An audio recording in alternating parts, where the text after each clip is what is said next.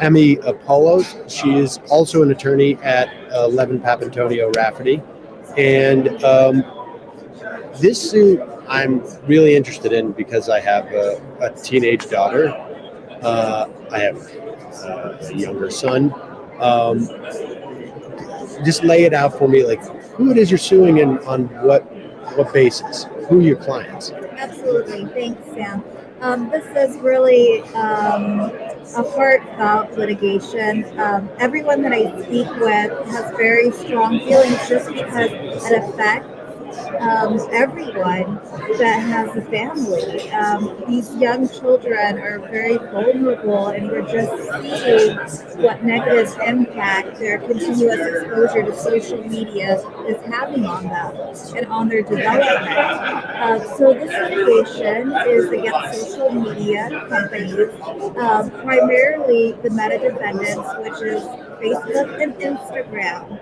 However, because there is a lot of crossover and multi-use of various social media platforms, we do envision that there will be other defendants that participate in the litigation as well, such as TikTok, Snapchat, YouTube perhaps.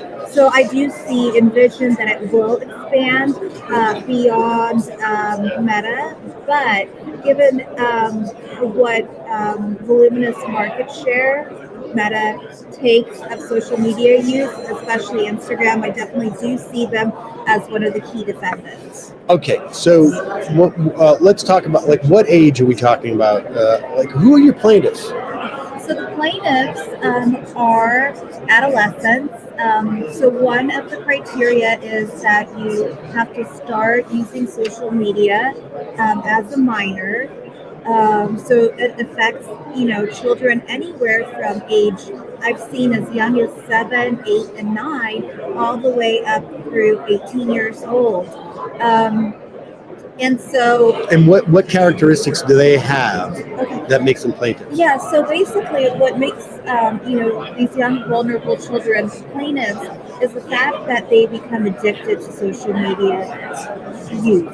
And what that means is that there is a continuous use of social media for at least 3 hours a day for an extended period of time. Eventually, the way the product is designed is going to cause reliance, and it's going to cause the children to rely and to come back and continuously continue to use social media. And that is what we're looking for children that have a lot of ongoing exposure to social media. That feels like almost all children. Yes. Yeah. In this day and age, it is. Everyone is connected to social media, and there's that stigma if you don't have social media. It's a way of communication. It's a way of sharing information, connecting with friends and family, displaying your creativity. So there is absolutely value in it, and a lot of the youth does rely on it. But the issue is that we're seeing, based on how the product is designed, these social media platforms are designed, we're seeing this negative impact in terms of these signature injuries that are manifesting as a result of the addiction. So the addiction itself is not the injury. Okay. It's the stepping stone to the injury. And what we are seeing based on the design defect is that there is a continuous distribution of ongoing content to minors, and the content with time continues to get more sensational or stimulative to continue to enhance engagement, right? Enhance engagement, exactly. And eventually what you see is exposure to very troubling, harmful content, very negative content that often leads to kind of a downward spiral of eating disorders, of self-harm, of suicide. But all of this is the manifestation of the addiction to the platform. And the platform is specifically designed in a way to foster that addiction. I see. So your clients are not, they are all addicted to social media, but that's not all that they are. Their addiction has led to negative outcomes, injuries, including suicide, including eating disorders, including any other, Yes, so anxiety, depression. And usually anxiety and depression corresponds with one of the signature injuries. So the self-harm, the suicidal thoughts, suicidal ideation, and then, the eating disorders, body dysmorphia, never being adequate enough because, what you see on social media, adolescents, can't really distinguish, is it real or is it fake? Right. So what do you have to prove? What are the elements that you need to establish to win the case? You can prove that they have injuries. You can prove that they're addicted. Those are fairly self-evident. What do you have to do in terms of both causal relative to addiction and then causal relative to the injuries? Yes. So there's a lot of internal documents already that we have looked at that are just these are meta internal documents where they recognize that their platforms are designed with these addictive features, and they do this for profitability because the key component for Meta is that they want to increase users' use of their platform. So the longer time you spend using their platform, the more profit they get from advertising. So they know that within their internal documents. But then you have to look at the science. You have to look at causation, and you need to look at specific causation and what is the connection. And there is a lot of science currently and more that is developing studies that are showing that there is a causal effect between social media use and self-harm, suicidal thoughts, as well as social media use and body dysmorphia and anorexia. And that is why we are specifically focusing on those two different types of injury categories. I see, because the science is there to establish to support the relationship. And so you're essentially saying to Meta or to the court, Meta is making their product more addictive, and they know or should know that some percentage of those addicts they're creating are going to end up injured because of that addiction. Is that basically the case as it's laid out? That is definitely correct. And you'll see that they have this information disclosed in their own internal studies and documents. They are tracking. Now, how do you get a hold of those documents? Is this part of the discovery process already? Well, there was a whistleblower that spoke before Congress in October of last year, and Frances Haugen, and she, as while she was working at Facebook, took a lot of screenshots of all of this that we're discussing, that documents that support this cause and this litigation. And she was a whistleblower, and she came out and publicly disclosed these documents and showed just how culpable Meta is. They know this, and they continue to do it. So they have I'm surprised by this, but I'm also not surprised by this. They have documents that basically say, we're addicting people. This is how we're doing it. Presumably it's do it more. Do it more for profit. And there's obvious, very easy safeguards that they could put in place for minors and for adolescents to prevent this from happening, but they chose not to do so. Let's talk about that. Is it enough for them to say, because I think that you're not allowed to have an Instagram account unless you're 13, right? That's true. But they don't do anything to monitor or police that. And federally, by law, you are not allowed to be on social media if you're under 13. And none of these social media platforms have any sort of age verification or identity verification safeguards in place. Why wouldn't the parent, let's say, be responsible for that? Well, so, that is a question that's been raised frequently, the parents' involvement.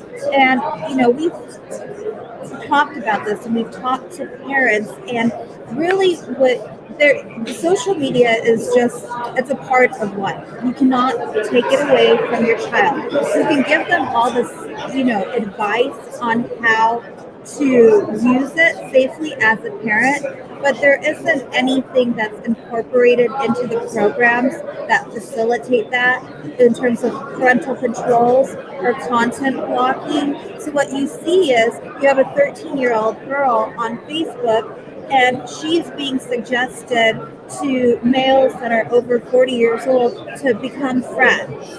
And that shouldn't be happening. What would a 13-year-old and 40-year-old stranger have anything in common? And why is their Meta's algorithm connecting and facilitating these types of relationships?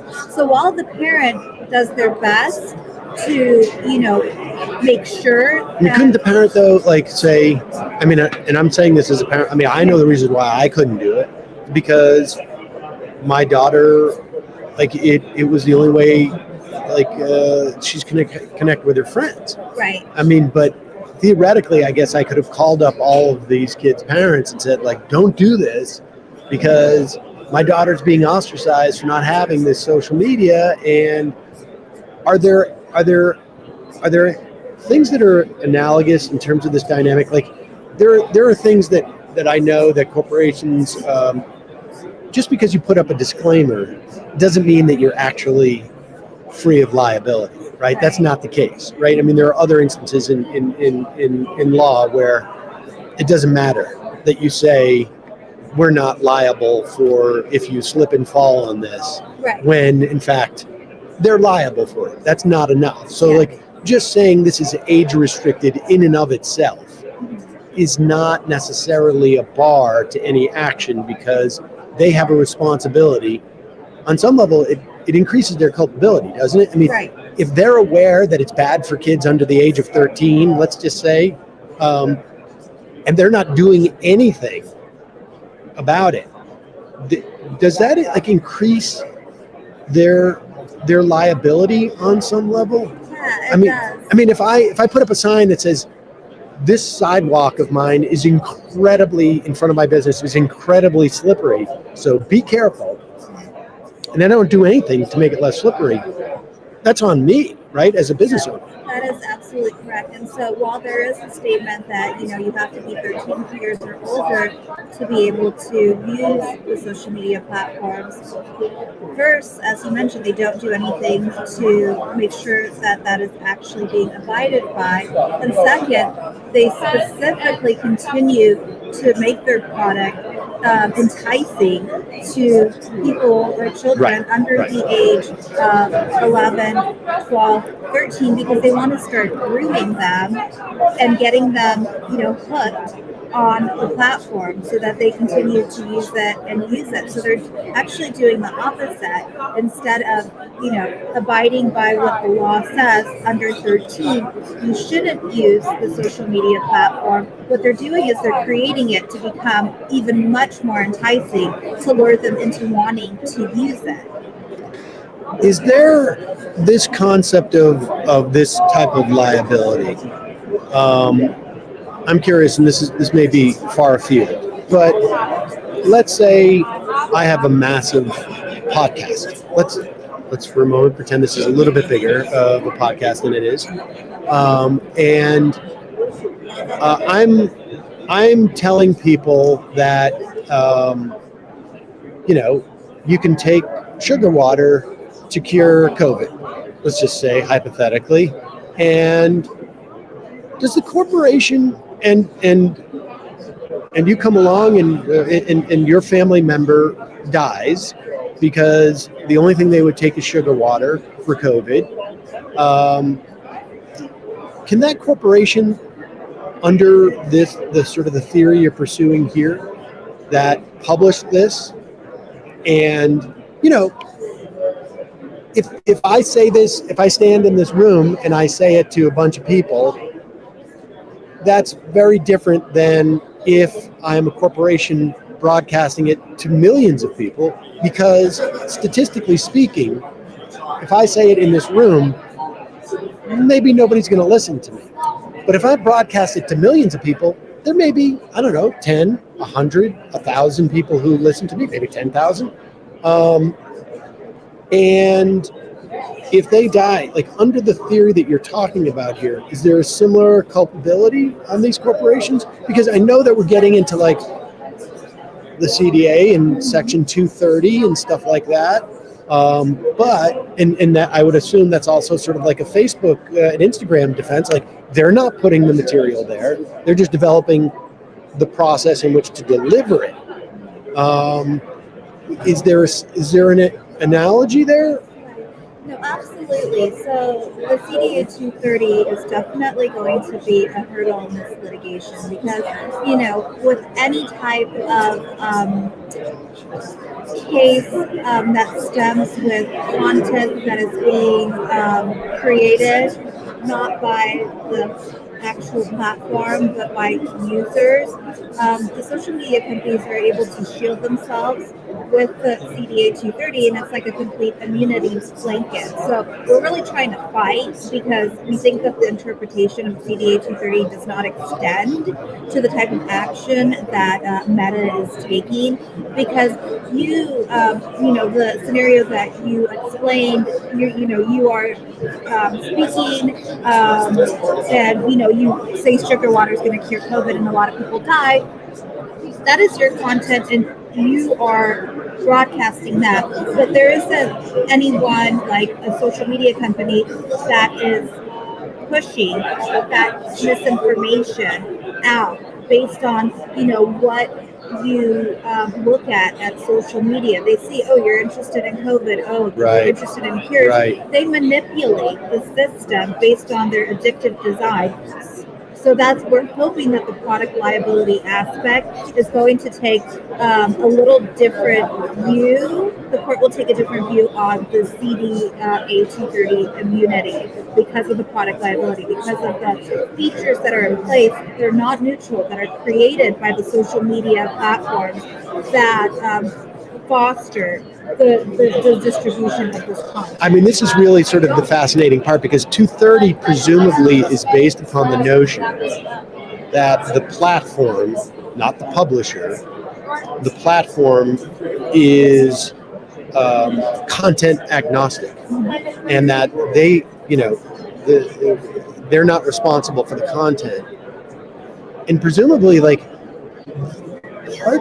for them to be content agnostic, however,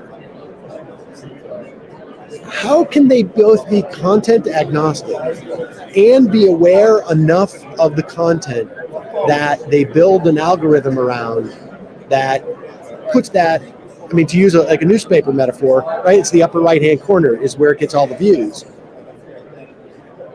They're putting it in the upper right-hand corner.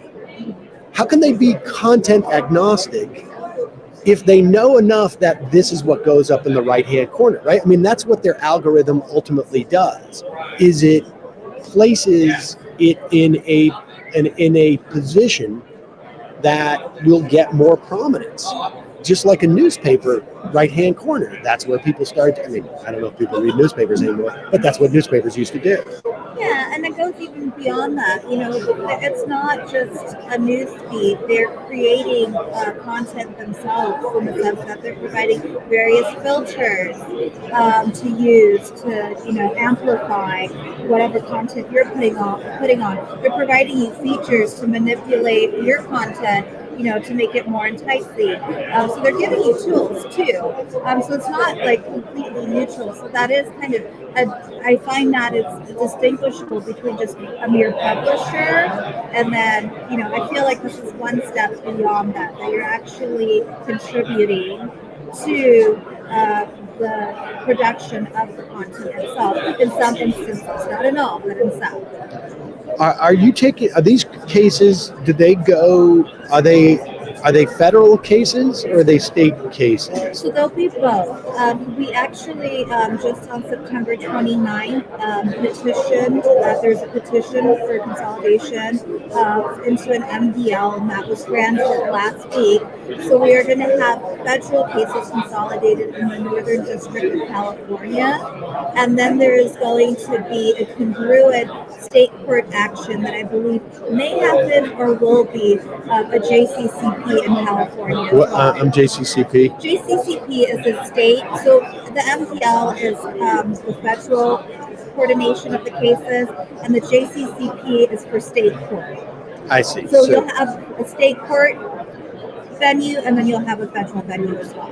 And just to be clear for people, when we're talking about a JCCP or an MDL, that is, you may have cases in 50 states around the country, but you as the plaintiff, the lead plaintiff attorney, or maybe a committee, decide we're going to take it to this circuit on the federal level and to this state on for the JCCP, because I mean, is that right? Well, very close. So actually, we argued before the JPML panel, which is a panel of judges, and they make the decision whether the case is a case that would benefit and meets the criteria of being consolidated into the MDL, and then they decide which court, which jurisdiction district to send it to, and which judge to assign it to. And that's a big deal, right? I mean, what court what judge you end up with? Exactly. And so what's the status of this case? So the status, there's, I think, about 86 cases that have been filed to date. The MDL was just formed last week. So we're really kind of at the infancy. We're going to have our first hearing, pre-trial conference with the judge the first week of November. So, and that's really where things are going to start picking up and really moving forward in terms of how, the structure of the litigation is going to go forward. And is there going to be more media about this? I mean, I imagine there's a lot of potential plaintiffs out there. Yeah, more media? Was that the question? Well, more media, and also, is this? Do you anticipate this getting a lot more attention? Because I think it's such a noteworthy topic, and it affects so many people in the community that I think it's going to get attention, because people are going to want to know, what's happening and